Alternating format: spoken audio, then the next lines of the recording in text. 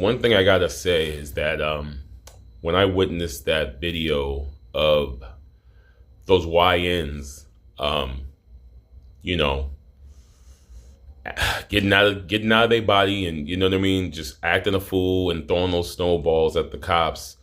I thought it had occurred to me that that was a classic just witnessing of how effeminate and how, no, let's just say feminine, that these YNs are acting, and they don't even realize they are acting that way.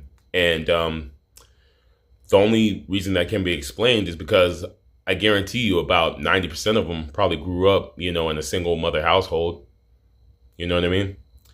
And so what tends to happen to to YNs when they're raised by their mother with no father in sight, no disciplinarian to, wrinkle your collar, snatch your collar up real quick when you're acting a fool, they take on the effeminate traits of their mothers.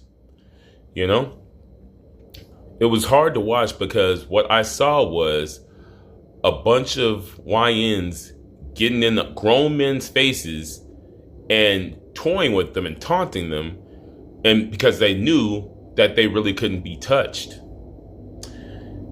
And what kind of behavior does that replicate, or does that remind you of?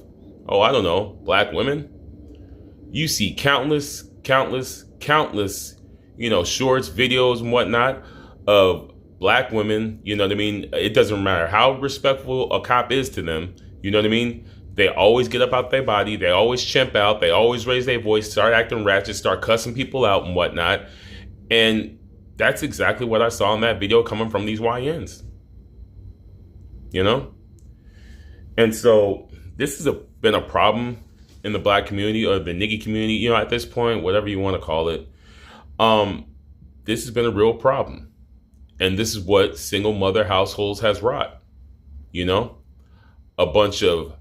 It has brought a bunch of non-masculine, feminine, irrational little goons, that wouldn't know masculinity if it slapped them upside their head. You know what I mean? And so at this point, it's just like, it's too far gone, man. Way too far gone. Because they're going to end up, knocking some ratchet up, you know what I mean? Then you'll have a feminine man and a ratchet, masculine, woman raising the next generation. And the balance is off. The roles have switched, the roles are reversed. And it's quite